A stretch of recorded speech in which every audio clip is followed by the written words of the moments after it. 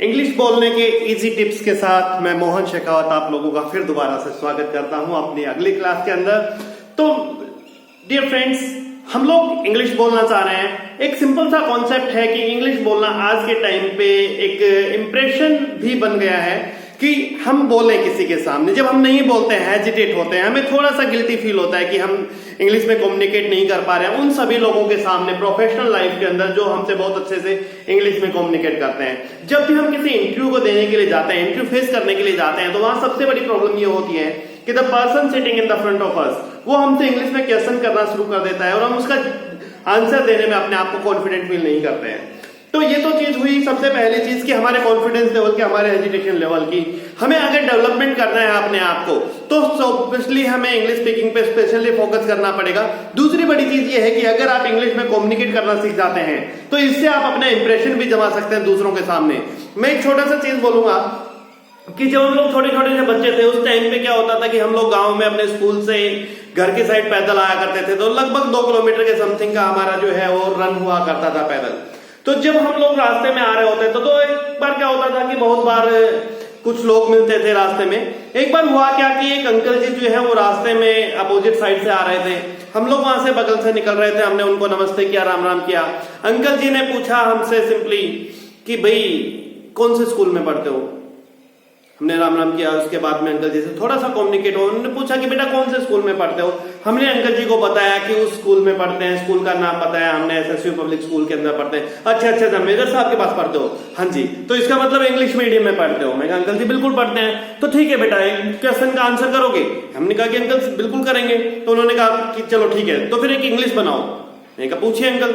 उन्होंने कहा कि चवन्नी घिसते घिसते घिस गई।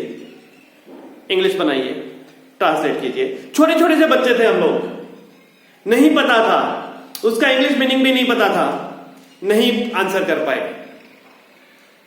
अंकल नहीं आता, तो बेटा फिर ऐसी इंग्लिश पढ़ते होगे। और ये कह के अंकल चले गए। हमने सोचा कि यार ये तो पंगा हो गया। ठीक है, अंकल ने इंसल्ट कर दी, कोई इश्यू नहीं है। नेक्स्ट टाइम पे क्या हुआ, फिर दोबारा से स्कूल से वही सेम रास्ता, सेम रूटीन। फिर दोबारा से वहां से आते हुए सामने से दोबारा से वो अंकल आते हुए दिखाई दिए। और इस बार हुआ क्या, हमें पता था कि अंकल फिर से कोई ना कोई सवाल पूछेंगे, हम जवाब नहीं दे पाएंगे, हम आंसर नहीं कर पाएंगे अंकल को, और अंकल फिर दोबारा से हमारी इंसल्ट करके निकल जाएंगे। तो उस केस के अंदर हम क्या करते थे कि रास्ता बदल लेते थे। अंकल दूर से दिखाई आते हुए दिखाई दिए, और वो रीजन क्या था उस चीज के ऊपर कि अंकल जो है वो आर्मी से रिटायर्ड थे। वहां पे उन्होंने जब वो आर्मी के अंदर थे तो उन्होंने कुछ इंग्लिश के वर्ड सेंटेंसेस सीखे होंगे, कुछ हिंदी के वर्ड सीखे होंगे, और नहीं भी सीखा होगा तो उन्होंने वहां पे एक चीज जरूर सीखी होगी, और वो था इंप्रेशन जमाना। कि किस तरीके से आपको जो है इंप्रेशन जमाना है दूसरों के ऊपर। उन्होंने इंप्रेशन जमाना सीखा और उस नुस्खे को आजमाया कहां पर, हम जैसे छोटे छोटे बच्चों पे। आज हम बड़े हो गए हैं, आज थोड़ा सा पढ़ लिख गए हैं, आज वो चीज याद आती है कि जब अंकल ने लंच टाइम पे बचपन में ये चीज पूछी थी, हम आंसर नहीं कर पाए थे। जब अंकल ने इंसल्ट की थी ये कहते हुए कि बेटा फिर ऐसे ही पढ़ाई करते होगे, तो एक बार रुककर अंकल से पूछ लेते कि अंकल आप बता दो। और यकीन मानिए पता अंकल को भी नहीं था। लेकिन क्या था कि अंकल को इस चीज से कोई मतलब नहीं था और हमें इतनी नॉलेज नहीं थी कि हम उनसे वहां पे रुक के क्वेश्चन कर पाते, उस क्वेश्चन का आंसर ले पाते।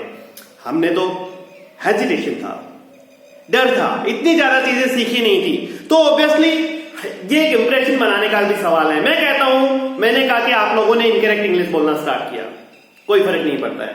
हैबिट डेवलप कीजिए, आप लोगों ने हैबिट बनाई। और मैं नहीं कह रहा कि आप अपने गांव में, अपने घर में, अपने रिलेटिव्स में, हर जगह पे सिर्फ और सिर्फ इंग्लिश बोलिए। आप कम्युनिकेट करेंगे, इट इज वेरी वेल, आप अपनी जनरल लैंग्वेज के अंदर कम्युनिकेट करेंगे, ताकि जब आप किसी जगह पे किसी के सामने बात कर रहे हो तो वो पर्सन आपसे बात करे, एक ऑकवर्ड सिचुएशन जनरेट ना हो। आप वहां पे हिंदी में बात करेंगे अगर आपकी जनरल कम्युनिकेशन लैंग्वेज हिंदी है। लेकिन आप इतना तो कर सकते हैं कि हिंदी बोलते बोलते भी अगर आपने कुछ वर्ड्स, कुछ सेंटेंसेस इंग्लिश के यूज कर दिए आपकी जनरल लैंग्वेज में, आप सोच के देखिए कि आप अपने फ्रेंडशिप सर्कल के साथ बाहर घूम रहे हैं, आप बाहर खेलने लग रहे हैं। जस्ट इमेजिन कि आप क्रिकेट खेल रहे हैं, क्रिकेट खेलते खेलते बॉल आई, ठीक है, आपने क्या किया, हम जल्दी से जल्दी पकड़ा भाई, जल्दी पकड़ा, क्या कर रहा है। और जस्ट यही खेलते खेलते अगर आपने एक सेंटेंस इंग्लिश का बोल दिया, hey man what are you doing, अरे जल्दी पकड़ा यार, क्या हो गया। अब एक बार लोग आपको नोटिस करेंगे कि आपने एक इंग्लिश का सेंटेंस बोला। जनरल कम्युनिकेशन, जब आप लोकल लैंग्वेजेस पे फोकस किए हुए थे, रीजनल लैंग्वेजेस पे फोकस करके क्रिकेट खेल रहे थे, जब आप हिंदी लैंग्वेज में बात कर रहे होते थे, तब आपके मुंह से एक सेंटेंस निकला, आपने जानबूझ के निकाला, लोगों को लगा कि गलती से, ये नोटिस किया आपने। हो सकता है फिर दोबारा से आगे चलते हैं, सेकंड डे अगेन फिर दोबारा से आप इसी तरीके से खेल रहे हैं, खेलते खेलते बीच में, hey what are you doing, just throw it fast, फिर वो आपको नोटिस करेंगे। थर्ड टाइम आप रन लग गए, hey bro just run fast, क्या हुआ यार, आज इसको हो क्या रहा है, आज बार बार इंग्लिश, वो आपसे पूछेंगे अरे क्या हुआ, आप भी सरप्राइज, क्या हुआ, सही तो खेल रहा हूं यार, आज बहुत इंग्लिश, अच्छा इंग्लिश, अरे यार वो तो गलती से निकल गई होगी। लोगों को लगना चाहिए कि आपके मुंह से इंग्लिश गलती से निकलती है, अगर आप गलती भी करते हैं तो भी इंग्लिश मुंह से निकल रही है। तो the thing is that will smart your impression on the others. तो एक सिंपल सा कॉन्सेप्ट है कि हम लोग अपनी क्लासेस को कंटिन्यू करते हैं, आपके ऊपर डिपेंड करता है कि आप अपनी क्लासेस को कितना सीरियसली लेके चलते हैं, मेरे बताए हुए टिप्स को, मेरे बताए हुए मेथोडोलॉजीज को, सिस्टम को कितना फॉलो करते हैं।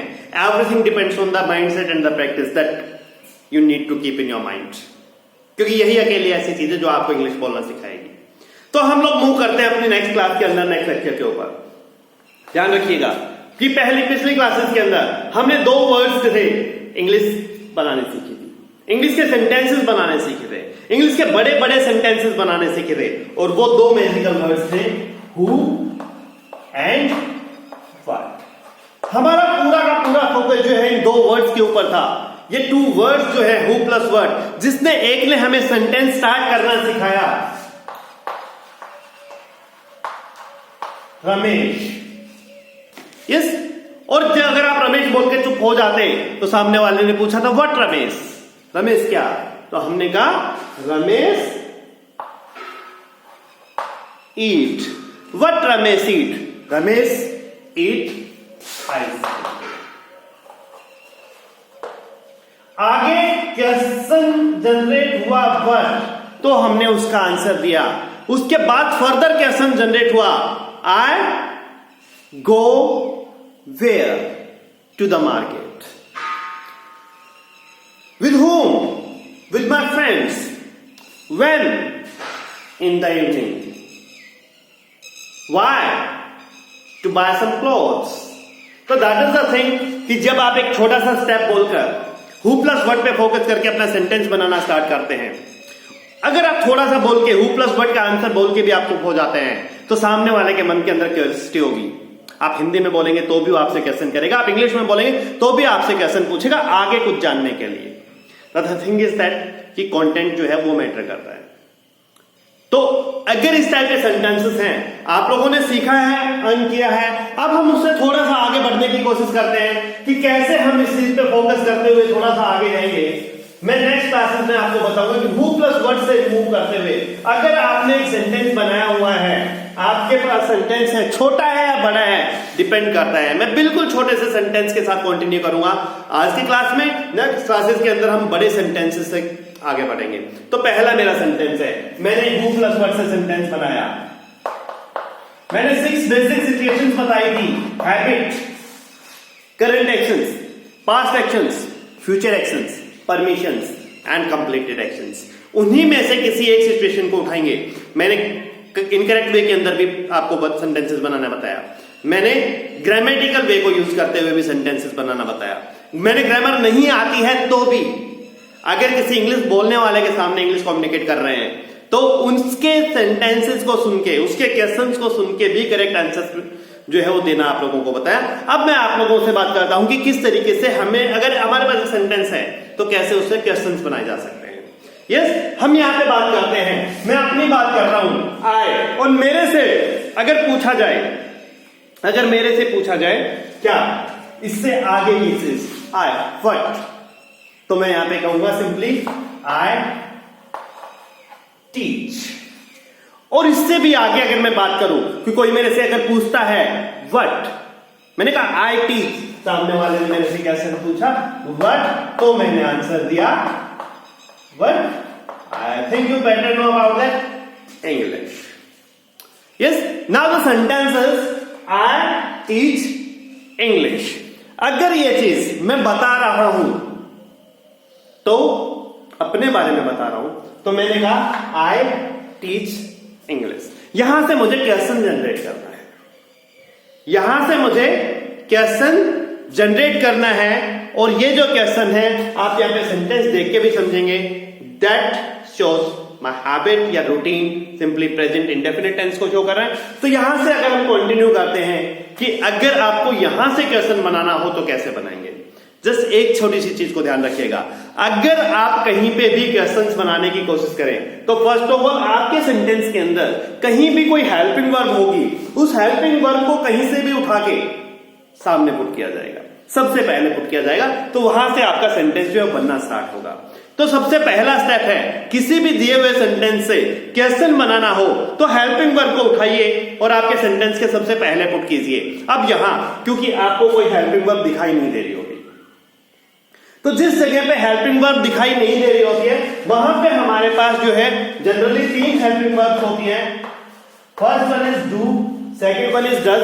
डज कोई हेल्पिंग वर्ब नहीं है, बट क्योंकि हम कहते हैं कि अगर हम थर्ड पर्सन सिंगुलर के साथ वर्कआउट कर रहे होते हैं तो वहां पे एस या ईएस लगता है, तो यहां पे हमने डू के साथ एस या ईएस लगाया हुआ है. ये थे प्रेजेंट की केसेस के अंदर. और अगर हम बात करें पास्ट की तो यहां पे क्या लगता है, डिड. ठीक है, अगर यहां पे सेकंड फॉर्म होती तो हेल्पिंग वर्ब हम डिड यूज करते. अभी हम कंटिन्यू कर रहे हैं अपने दिए हुए सेंटेंस के साथ. सेंटेंस से आपके सामने आई टीच इंग्लिश. मैंने कहा कि अगर क्वेश्चन बनाना है तो क्या करेंगे, हेल्पिंग वर्ब को यहां से उठाइए और सामने रख दीजिए. अगर हेल्पिंग वर्ब नहीं है तो आपको यहां से उठानी है. प्रेजेंट है, अगर प्रेजेंट की बात हो रही है तो डू या डज उठाएंगे, और अगर पास्ट की बात हो रही है तो डिड उठाएंगे. ध्यान रखिए, थर्ड पर्सन और सिंगुलर है तो आप क्या उठाएंगे, डज उठाएंगे. अदरवाइज हर केस के अंदर क्या उठाएंगे, डू को यहां से उठा के सामने रखेंगे. अब मैं यहां पे क्वेश्चन है, अगर कुछ नहीं है तो मैं यहां पे क्या करूंगा, हेल्पिंग वर्ब मैंने यहां पे यूज किया डू, और sentence as it is, do I teach English. ये क्वेश्चन है, ये क्वेश्चन है मेरे बारे में, ये क्वेश्चन है मेरे बारे में आप लोगों से. Do I teach English. और अगर आपको पता है इसका आंसर तो इसका आंसर करेंगे आप, और इसके 2 ही आंसर आप यहां पे इजीली दे सकते हैं. पहला क्वेश्चन, पहला आंसर यस, दूसरा आंसर नो. इससे आगे भी कोई आंसर हो सकता है, सोचिए. चलो मैं बता रहा हूं.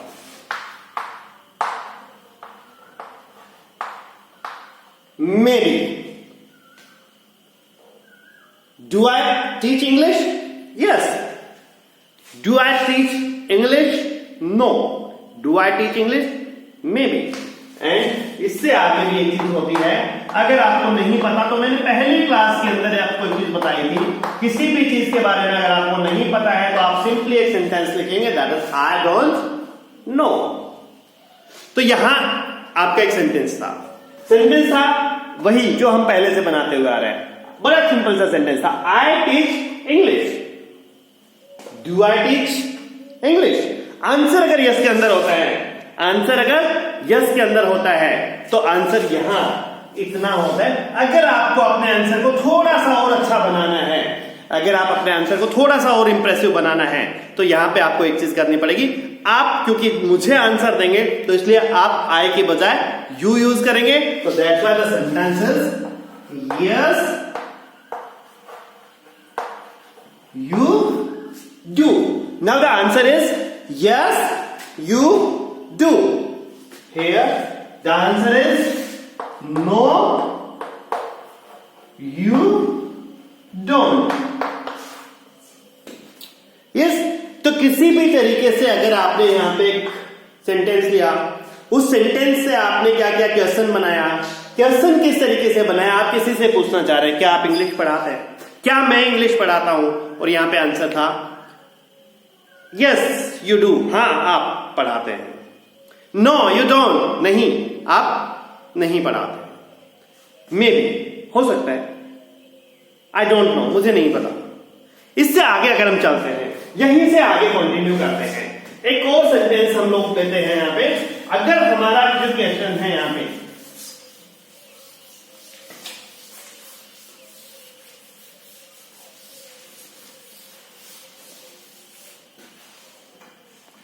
अगर हम यहां पे सेंटेंस की बात करें, थोड़ा सा एक बार बोर्ड को ज्यादा क्लियर करना पड़ेगा, आई थिंक थोड़ा व्हाइटिश ज्यादा हो गया है।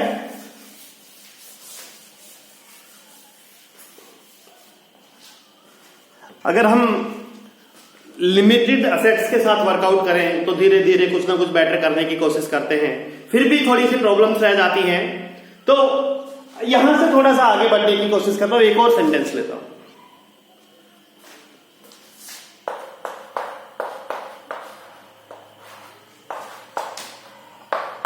I play football. थोड़ा गैप बन गया, कोई इश्यू नहीं है, आप थोड़ा सा करेक्ट कर लीजिएगा while writing in your notebooks. तो आई प्ले फुटबॉल, मुझे क्या करना है, क्वेश्चन बनाना है, और क्वेश्चन बनाने के लिए मुझे क्या करना होगा, हेल्पिंग वर्ब को उठा के आगे रखना पड़ेगा। अब क्योंकि हेल्पिंग वर्ब नहीं है तो मैंने क्या कहा, प्रेजेंट की बात हो रही है तो डू या डज बात होगा, और पास्ट की बात हो रही है तो डिड की बात होगी। यहाँ पे फर्स्ट फॉर्म में यानी प्रेजेंट की बात होती है, तो इसलिए हम यहाँ पे क्या करेंगे, डू आगे लगाएंगे। कुछ नहीं करना है, ऐसे पूरे के पूरे सेंटेंस को यहाँ पे लिख देना है, डू आई प्ले फुटबॉल। और यही क्वेश्चन आप सामने वाले से पूछ रहे हैं, यही क्वेश्चन अगर आप अपने सामने खड़े हुए किसी पर्सन से पूछ रहे हैं तो क्वेश्चन क्या होगा, कुछ भी नहीं होगा। आई की जगह पे क्या हो जाएगा, I is replaced with you. आई की जगह पे क्या आ जाएगा, यू आ जाएगा, और यहां पे सेंटेंस आपका बनेगा, क्वेश्चन आपका बनेगा, डू यू प्ले फुटबॉल।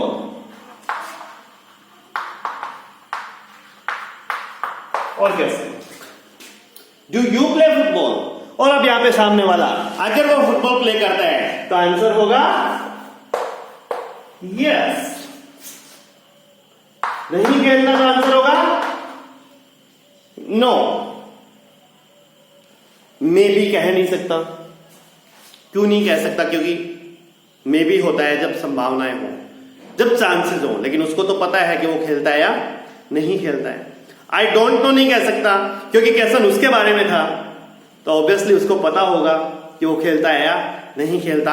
हाँ, ये हो सकता है कि यस और नो के बजाय उसको कुछ और आंसर देना हो, कभी कभी खेल लेता हूं, तो यहां पे आंसर होगा समटाइम्स। इसके अलावा कोई और भी आंसर दे, कभी कभी में एक वर्ड और भी आ जाता है, हम जनरली यूज कर लेते हैं, ओकेजनल। डेली नहीं खेलता, कभी कभी ओकेजनल भी खेल लेता हूं।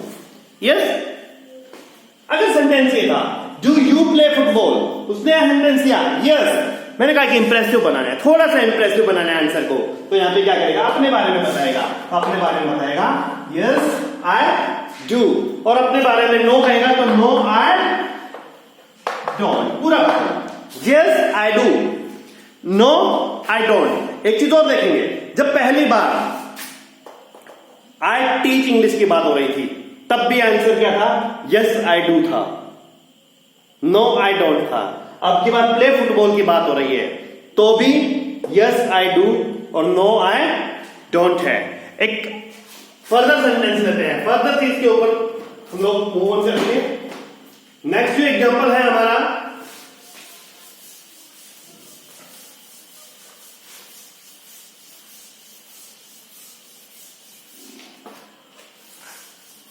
कोशिश करता हूं बोर्ड को थोड़ा अच्छे से साफ करता हूं।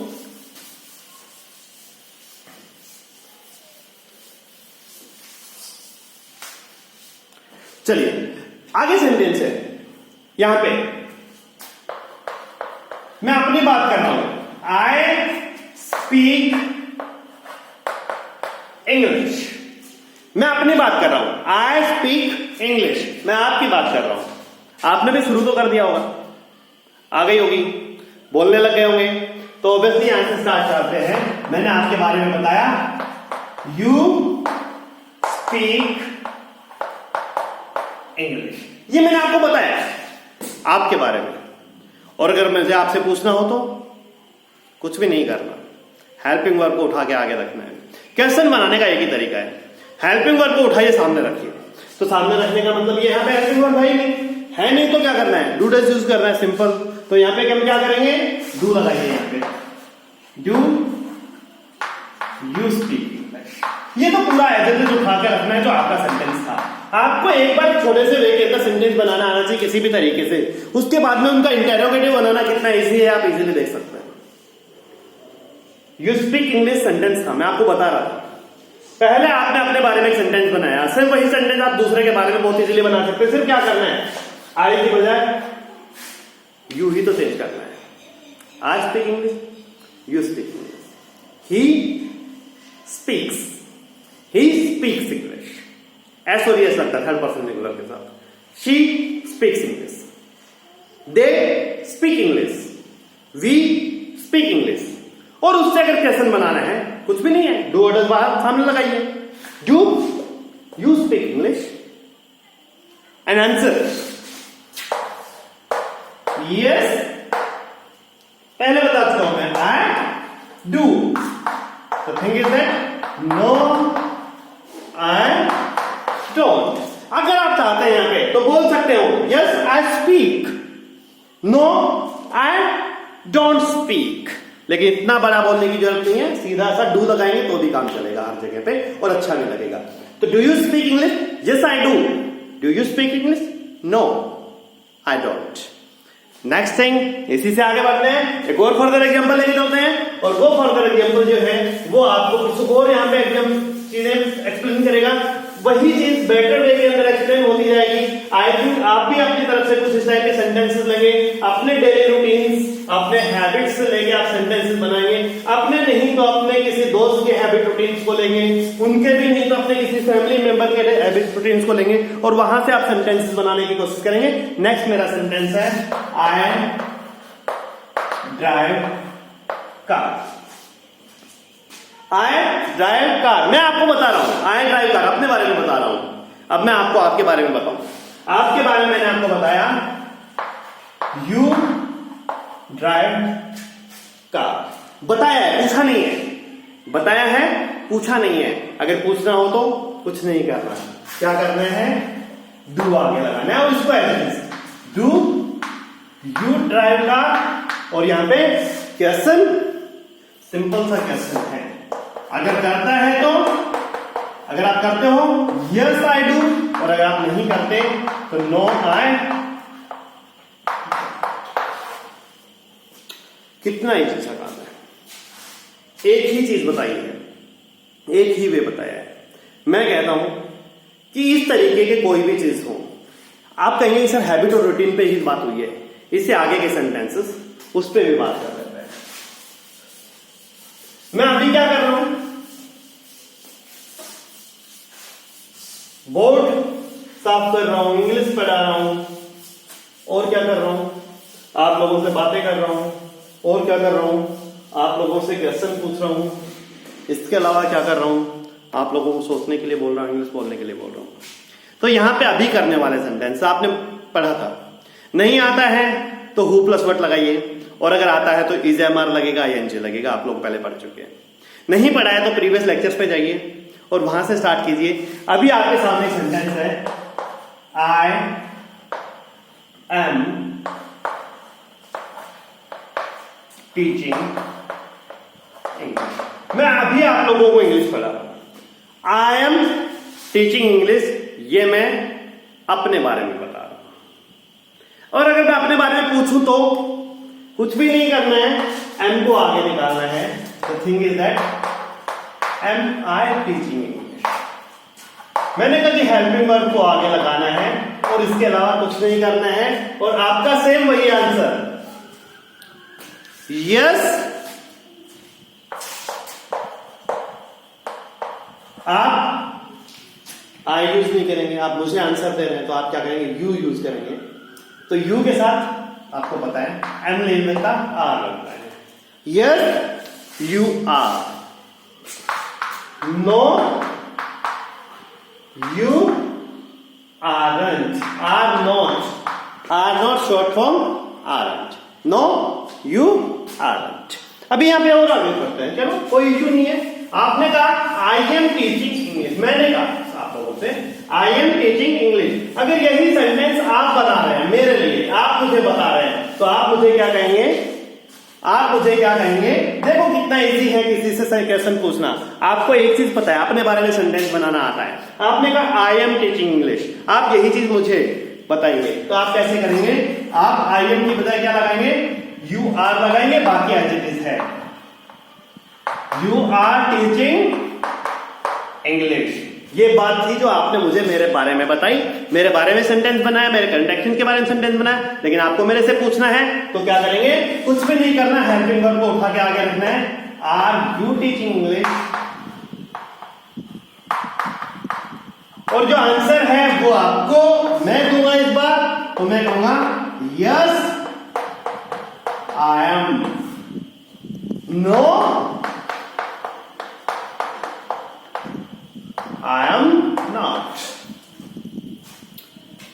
Got my things? अगर यही क्वेश्चन,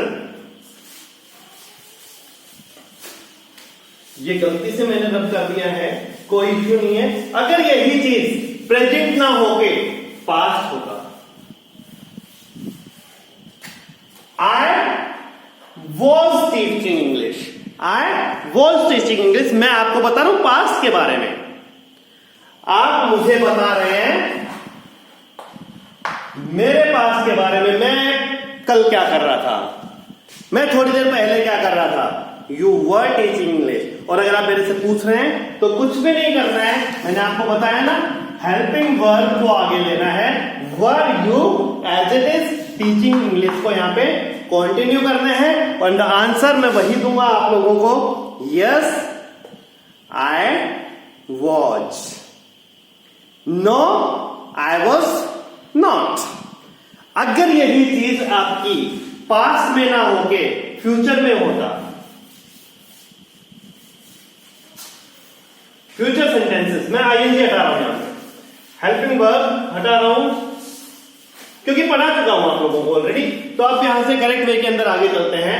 आई, कल क्या करूंगा मैं? कल आई विल टीच इंग्लिश। आप मुझे बता रहे हैं यू विल टीच इंग्लिश। और अगर आप मेरे से पूछ रहे हैं तो आप मेरे से पूछेंगे विल यू टीच इंग्लिश। आप मेरे से पूछ रहे हैं will you teach English, and my answer will be yes I will, yes I will. अगर मैं पढ़ाऊंगा तो यस आई विल, और अगर मैं नहीं पढ़ाऊंगा तो नो आई विल नॉट। और विल नॉट का शॉर्ट फॉर्म मैं यहां पे यूज करता हूं वॉन्ट। तो yes I will and no I won't. तो ये था किसी भी गिवन सेंटेंस से क्वेश्चन बनाना। यहां हम बात करते हैं हेल्पिंग वर्ब्स को हमने यूज किया, हेल्पिंग वर्ब्स को उठाया, सेंटेंस से आगे रखा, बाकी सेंटेंस को एज इट इज रखा। क्लासेस कंटिन्यू रहेंगी, इससे आगे की चीजें लर्न करते रहेंगे। और मैं एक चीज बताऊं आप लोगों को, अगर आप मेरे लेक्चर्स को एक बार नहीं 2 से 3 बार सेम वीडियो को अगर आप एक बार लर्न करेंगे, नोटबुक पेन हाथ में रखेंगे, थोड़ा सा प्रैक्टिस करेंगे, तो आई थिंक आपको ज्यादा कुछ सीखने की जरूरत नहीं होगी। आप बहुत जल्द ना केवल एक अच्छी इंग्लिश बोल पाएंगे, बल्कि अच्छे इंग्लिश के सेंटेंसेस लिख भी पाएंगे, बना भी पाएंगे। Thank you everyone. तो जुड़े रहिए लेक्चर्स के साथ और सीखते रहिए इंग्लिश। Thank you everyone.